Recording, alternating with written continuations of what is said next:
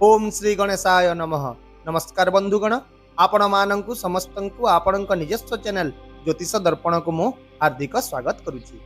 आसंतु जानिबा कोन कहूछि आज आपणक राशि आपणक दिन।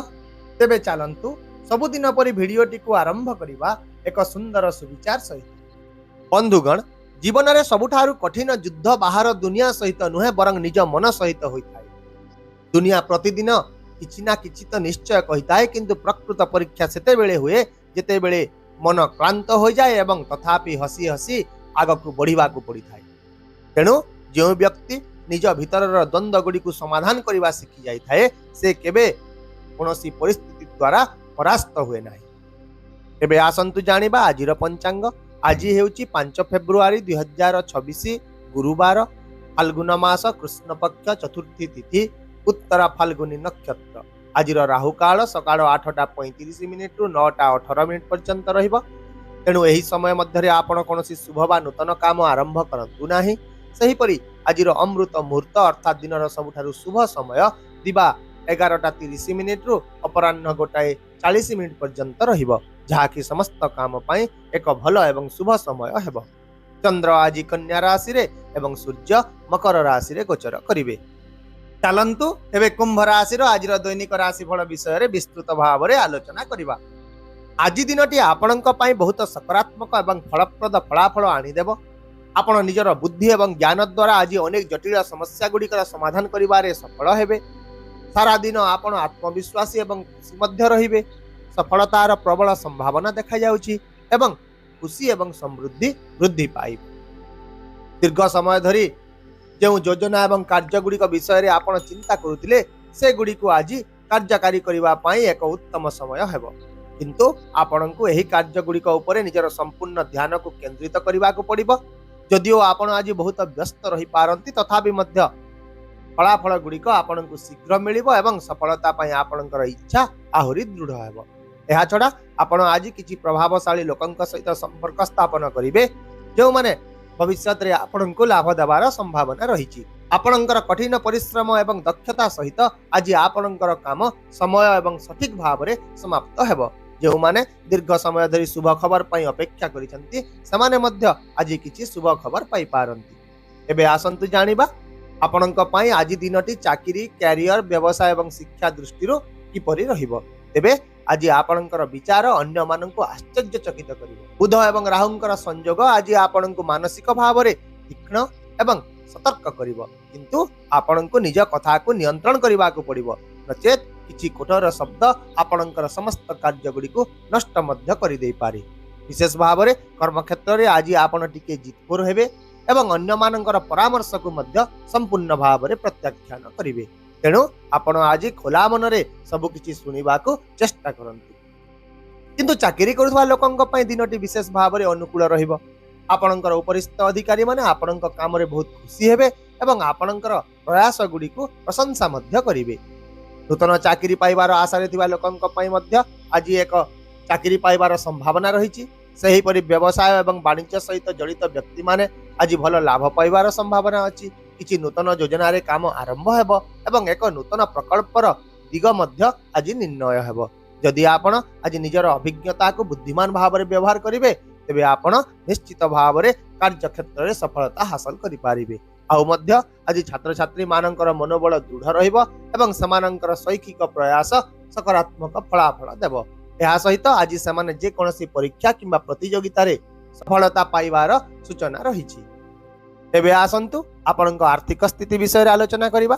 तेबे आज आपणकर आय वृद्धि पाई अनेक गुड़िए सुजोग सृष्टि हेबो। हठात किछि आर्थिक लाभ हेबार मध्य संभावना रहिछि, किंतु ए दिगरे किछि द्वंद्व किंबा विलंब मध्य होई पारे। एहा छडा आज घरोई आवश्यक जिनिस गुड़ी करे खर्च वृद्धि पाइबो। आयर एक अटकी रहितबा उत्सव पुनः आरंभ होई पारे, किंबा जदि आपण पैतृक संपत्ति सहित जड़ित कोनोसी समस्यार सम्मुखीन हेउतिले तेबे आज ताहार समाधान होई जिवो। विशेष भाव में दिनर प्रारंभ में खर्च टिके अधिक रहिबो एवं आय टिके ह्रास पाइबो, किंतु मध्याह्न परे परिस्थिति रे उन्नति देखा देवा सह आय रे मध्य उन्नति हेबो। आज भाग्य आपणकर सपक्ष रे रहिबो एवं आपणकर आर्थिक स्थिति संध्या सुद्धा पूर्व अपेक्षा अधिक मजबूत हेबो। तथापि आज आपण भाव प्रवणता उपरे आधारित आर्थिक निष्पत्ति नेबा परिवर्ते व्यावसायिक मनोभाव ग्रहण कले आर्थिक क्षेत्र में सफलता हासिल करि पारिबे। तेबे आसंतु जानिबा आपणकर स्वास्थ्य विषय रे। तेबे आज आपणकर मानसिक स्थिति भल रहिबो। आपण शक्ति एवं आत्मविश्वास रे परिपूर्ण रहिबे, जहाँ आपणको सारा दिन सक्रिय रखिबो। तथापि मध्य आज किछि पाचन समस्या, अस्थिरता किंबा चर्म समस्या देखा देई पारे एवं ता सहित अत्यधिक परिश्रम पाद किंबा आंठू रे मध्य यंत्रणा सृष्टि करि पारे। तेणु आपण आज योग एवं हालुका व्यायाम पई किछि समय बाहर करंतु। निजर खाद्यपेयर विशेष जत्न नियंतु, प्रचुर परिमाणर पानी पियंतु एवं विश्राम को अवहेला करंतु नाही। यदि आपण आज एक संतुलित दिनचर्या बजाय रखिबे तेबे आपणकर शरीर एवं मन उभय सुस्थ रहिबो। एहा व्यतीत आज आपणकर मांकर स्वास्थ्य प्रति मध्य आपण विशेष ध्यान दियंतु। वर्तमान आसंतु आपणकर पारिवारिक, सामाजिक, प्रेम एवं वैवाहिक जीवन विषय रे आलोचना करिबा। तेबे आज आपणको निजर परिवार रो पूर्ण समर्थन मिलिबो। परिवार समस्त सदस्य आपणक सहित खुशी रहिबे एवं परिवार रे पारस्परिक समन्वय बजाय रहिबो। आपण निजर संतान मानक सह जड़ित किछि भल खबर मध्य आज पाइबे। तथापि घरे कोनोसी एक पुराना विषय पुनर्बार आज देखा देई पारे, जहाँ किछि समय पई घरे आभ्यंतरीण द्वंद्व सृष्टि करिबो। सामाजिक एवं राजनीतिक क्षेत्र में मध्य आज आपणकर प्रभाव वृद्धि पाइबो एवं आपण निजर प्रभुत्व बजाय रखिबे। कोनोसी जने शुभेच्छुक आशीर्वाद एवं शुभकामना आज आपणक पई एक आशीर्वाद प्रमाणित हेबो। एहा छडा कुंभ राशि महिला मानक पई मध्य दिनटी एक विशेष भल दिन हेबो।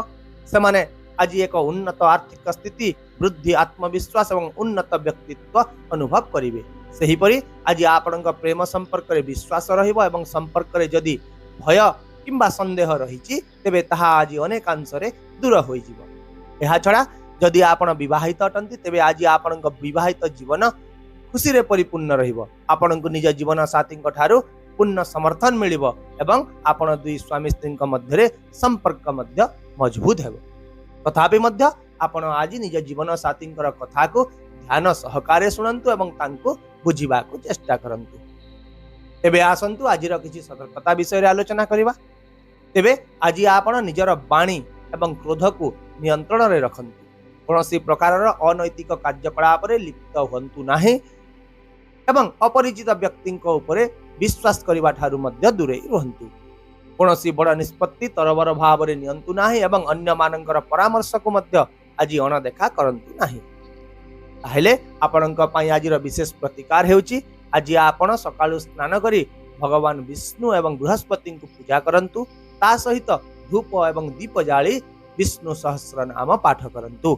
यह आज आपणक पई बहुत शुभ हेबो एवं आपणक मन रे शांति, स्पष्टता एवं सकारात्मक शक्ति परिपूर्ण करिवो।